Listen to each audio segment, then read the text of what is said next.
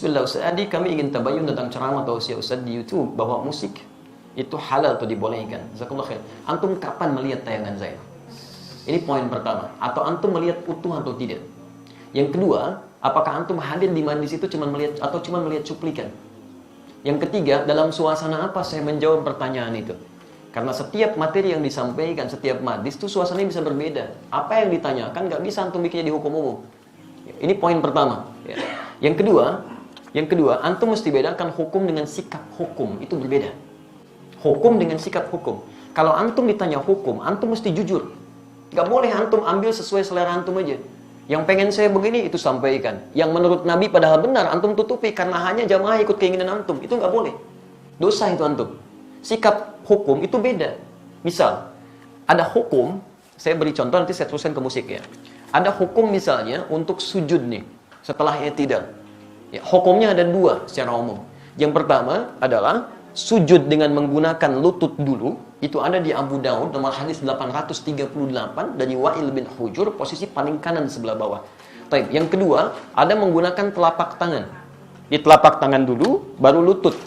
Ya, itu ada di Abu Daud kitab yang sama nomor hadis 840 dari Abu Hurairah, posisi paling kiri sebelah atas sampai 841. Cuman beda dua nomor. Ini yang disebut hukum. Jadi kalau Anda tanya bagaimana hukumnya, ini dua alternatif yang diajarkan oleh Nabi. Singkatnya ada kemudahan. Anda kalau ingin menggunakan lutut boleh, ingin menggunakan telapak tangan boleh. Karena kita sujud memang hanya menggunakan satu di antara dua itu. Itu artinya kemudahan. Rumus fikihnya disebut al-jam'u wat taufiq. Jadi kalau ada persoalan, hadisnya banyak, antum jangan pilih satu hadis dan antum ikuti, tidak. Kumpulkan semua hadisnya, at-taufiq kemana arah hukumnya. Di situ antum simpulkan. Sampai Ibnul Qayyim al-Jauziyah menulis kitab sifat salat Nabi, beliau menyimpulkan saya pilih yang pakai lutut. Syekh Muhammad Nasruddin al-Albani menulis kitab sifat salat Nabi, memilih menggunakan telapak tangan. Jadi kalau antum ngajinya menggunakan kitab sifat salat Nabi Syekh al-Albani, pasti pakai telapak tangan itu. Lihatnya. Kalau antum baca kitab Syekh Ibnul Qayyim al-Jauziyah, Masya Allah akan menggunakan lututnya. Nah, dua-duanya dipraktikkan. Nah, jadi kalau antum menggunakan lutut benar, menggunakan telapak tangan benar, yang salah itu ya menggunakan selain keduanya. Bisa pakai kepala duluan gitu kan? Itu kan keliru. Ya. Dan diantara yang pakai kepala duluan belum apa-apa sudah rame gitu kan. Lihat orang pakai telapak tangan disebut ini salah nih, yang benar pakai ini. Mungkin antum ngambil salah satu aja. Dan yang tidak tepat ketika Anda mengajarkan pakai telapak tangan atau pakai lutut, Anda mengatakan ini yang lain salah nih, yang benar pakai ini. Hadisnya dhaif. Antum berani mendaifkan Syekh Ibnul Qayyim al-Jauziyah, antum siapa? Kan? Antum mengatakan yang pakai telapak tangan salah, antum di mana makamnya Syekh Al-Albani? Jadi jangan sampai kita yang belum tentu hafal hadisnya jadi pada rame. Hadisnya aja nggak tahu gitu kan. Ya, itu hukum. Adapun sikap hukum itu pilihan antum terhadap hukum. Antum bersikap ingin menggunakan lutut, silakan. Bersikap ingin menggunakan telapak tangan itu silakan, itu nggak ada masalah di sini. Jelas di sini? Nah sekarang dari pemahaman ini, mari kita tarik kepada pertanyaan tadi. Musik apa sih hukumnya? Apa dulu musik itu? Antum harus kenali dulu. Apa dulu musik? Jangan-jangan ribut masalah musik, antum sendiri nggak kenal musik. Antum menghukumi musik, handphone antum sendiri banyak musiknya. Ringtone, tone itu kan musik. Begitu bunyi, musik itu haram. Bunyi, ting-ting gitu kan. Masya Allah. Haram semua tuh di HP antum tuh. Antum harus kenali dulu apa itu gitu kan. Musik itu segala suara yang menghasilkan irama. Ingat ya, kami alhamdulillah saya sampai S2 itu spesialis saya di bahasa Arab. Saya senang tafsir Quran. Saya sangat cinta Quran ya. Dan alhamdulillah untuk memahami Quran saya harus paham bahasa Quran. Maka saya belajar di bahasa itu. Dan turunannya nanti ada pembahasan tentang syair. Yang di syair itu salah satu subbabnya pembahasan tentang musik. Karena unsur dari syair itu musik, salah satunya. Musik segala suara yang menghasilkan irama. Jadi setiap suara menghasilkan irama itu disebut dengan musik. Jelas di sini? Ini dibagi dua nanti. Ya. Yang pertama, ada yang tidak menggunakan alat. Jadi suara. Dan orang Arab sudah terbiasa tentang itu. Maka ketika mereka membuat syair, di antara unsur syair itu salah satunya musik. Kalau antum belajar jurusan bahasa Arab, berbicara tentang syair itu pasti itu akan belajar itu. Di antaranya ada irama, musik di situ. Kalau diturunkan ada 16 rumus, disebut dengan bahar di ilmu arud. Ada bahar tawil, ada madid, ada rajaz, ada macam-macam. Dan sejak zaman jahiliyah sudah ada. Jadi begitu mereka bikin syair, tidak ada irama musiknya, itu disebut aib musiknya. Aib syairnya, celah. Bukan syair yang fasih. Ya, tawilun lahu dunal buhuri fadailu fa'ulun mafa'ilun fa'ulun mafa'ilu kifanaf min dzikra habibin wa manzili bisaqtul liwa bainad dakhuli fahawmali. Selalu ada iramanya, membedakan satu dengan yang lainnya. Nah, pada yang seperti ini bahkan turun ayat Quran. Saya ulang ya, bahkan surah khusus yang membahas tentang kebiasaan mereka. Surah ke-26 disebut Asy-Syu'ara. Asy-Syu'ara itu jamak dari kata syair yang berarti pemusik, penyair. Nggak pakai O, penyair. Oh, itu penyair. Saya ulang ya, penyair. Jamaknya asy'ara. Tayyib, kalau antum baca nanti dari ayat 224 sampai ke ujungnya, singkatnya apa? Ada kebiasaan-kebiasaan mereka ketika ayat turun dicela oleh Quran. Dicela oleh Quran. Wasyu'ara yattabi'uhumul ghawun, dan para penyair itu seringkali menghadirkan hal yang tidak bermanfaat. Wahum fi kulli wadin yahimun, ada yang datang ke lembah-lembah nyari inspirasi sehingga ibadah ditinggalin. Datang ke lembah, jadi apa Pak? Jadi ilham. Kan ilham tetangga Bapak. Oh enggak, saya di sini. Jadi itu, jadi inspirasi, nulis macam-macam. Sehingga maaf, kebaikan-kebaikan diabaikan. Kan salat tertinggal, macam-macam tertinggal. Zaman jahiliyah banyak yang begitu. Sehingga ketika zaman Islam dibedakan. Yang seperti ini gak ada banyak manfaatnya. Bahkan ada yang menuduh Nabi SAW. Ada yang menyerang Nabi dengan syair. Banyak. Ada Zuhair bin Abi Salma sebelum dia taubat. Nyerang Nabi itu. Disebutkan begini, dan sebagainya. Apa yang terjadi? Sisi lain, banyak juga penyair muslim. Di antaranya Hasan bin Sabit. Hasan bin Sabit bahkan langsung disebut sebagai syairun Nabi. Seorang penyair yang membela Nabi SAW. Jadi begitu di sudut sana mencela Nabi, di sini kemudian membalas dengan membela Nabi SAW. Dan tidak sedikit pembelaan itu dihasilkan lewat syair. Yang seperti ini langsung disanjung oleh Quran. Illal ladzina amanu, kecuali para penyair yang beriman kepada Allah Subhanahu wa taala. Yang dengan syairnya dijadikan untuk membela Islam dan mengangkat nilai-nilai kebaikan. Jelas sampai sini dulu? Ini sisi yang pertama. Jadi Anda bayangkan, Anda mesti fair di sini. Ada ayat yang mencela keadaan tertentu, ada ayat yang kemudian mengangkat nilai kebaikan di situ. Jelas?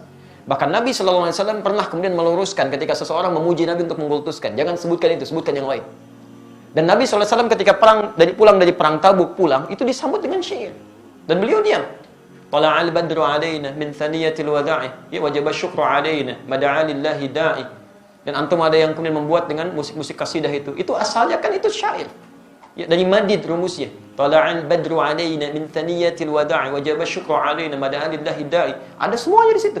Ya. Sampai orang Arab itu lupa, jangankan masalah seperti itu, lihat binatang, lihat macam-macam, itu memang itu Masya Allah, itu langsung bisa bikin syair. Refleksnya syair. Itu lihat burung aja, burung bulbul lompat-lompat bikin syair. Al-Asma'i pernah bikin, cuma gara-gara burung bulbul lompat ke dahan-dahan bikin syair. Sautu safiril bulbuli hayyaja qalbi thamili al-ma wa zahru ma'a ma zahri lahzul muqali fa anta yasridi wa sayyidi wa maulani fakam tajumuni ghajirin uqalqali qataftuhu min wadatin fi hadha ar-rajuli faqala la faqad ghada muharmili wal walad wali waydani faqultu la tuwalbili fabayyinul lu'lu'ali qalat lahu hina kadha in hadadul muqali kahatan kakailali tabtaburi. Ada semuanya. Dia bikin itu. Dan dalam suasana membikin itu, Nabi biasa saja. Jadi ketika buruk dicela oleh Nabi, ketika baik didiamkan oleh Nabi. Maka dari sini ulama sepakat dalam persoalan syair, musik yang berasal dari suara. Awas ya, berasal dari suara itu terbagi pada dua bagian.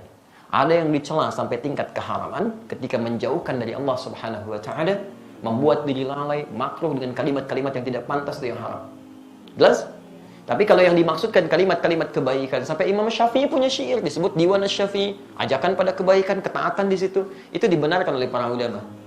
Tidak ada masalah di situ yang disebut dengan hukum boleh. Jelas di sini? Jadi pernyataan saya jangan di-framing gitu kan, jangan dipotong seakan-akan Ustaz dibolehkan ini, kata siapa? Saya nggak pernah membolehkan itu. Hukumnya ada di Quran, turun sejarahnya, antum bisa lihat, ini yang tidak boleh, ini yang boleh. Sekarang alat musik. Bagaimana dengan alat-alat musik? Antum bisa perhatikan kalau munculkan hadis-hadisnya, ada yang langsung dicela, bahkan didekatkan dengan zina. Kan? Allah Subhanahu akan datang di masa nanti orang-orang menghalalkan zina, menghalalkan khamar dan menghalalkan alat-alat musik, gitu kan? Pernah dengar hadisnya? Tayyib, itu apa yang dicela? Hal-hal yang bisa menyesatkan kita pada keburukan, yang menjauhkan dengan Allah Subhanahu wa taala. Bahkan disebutkan oleh Nabi seruling itu bagian dari panggilan setan, gitu kan? Karena ketika dia digunakan banyak orang maksiat di situ. Ya, minum khamar, ada yang mabuk-mabukan, ada yang berzina, ada yang macam-macam. Silakan cek ya, silakan antum cek. Setiap kali menemukan musik di tempat-tempat yang tidak baik, pasti turunannya maksiat. Itu yang jatuh haram di situ. Haram dan seterusnya. Tapi ada di antara hadis-hadis yang antum pernah lihat, bukankah pernah Nabi SAW datang ke rumahnya Sayyidah Aisyah?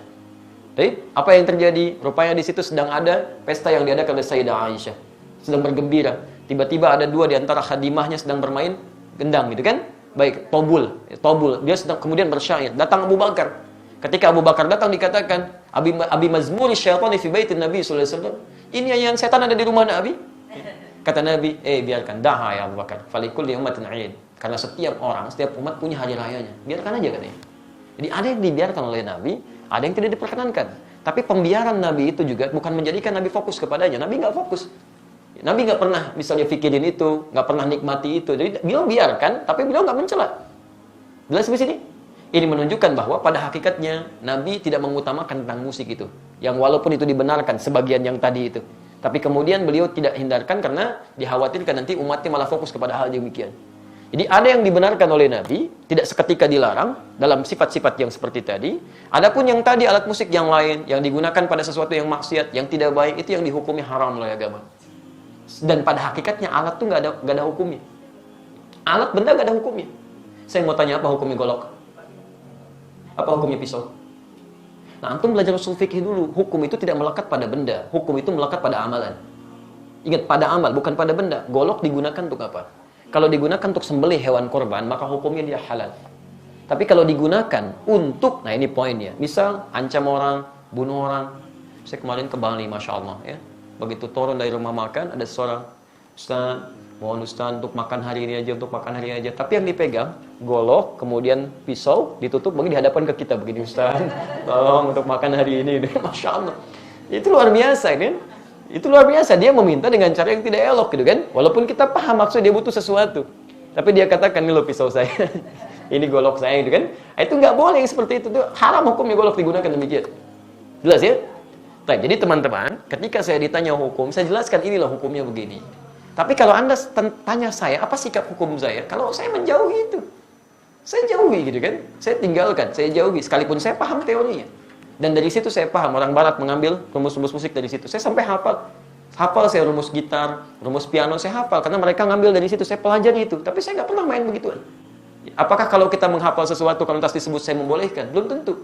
C, D, F, G, B, C, D, F, C, D, F, G, D, F, G, A, B, C, D, A, B, C, D, F, G, A, F, G, A, B, C, D, E, B, C, D, F, G, A, B, B, C, D, B, C, D, A, B, C, D, A, B, C, D, antum aja belum tentu tahu tuh. Jadi kita membaca sesuatu bukan berarti kita masuk di dalamnya, tidak gitu kan. Untuk merumuskan rumus hukum yang boleh, yang tidak boleh.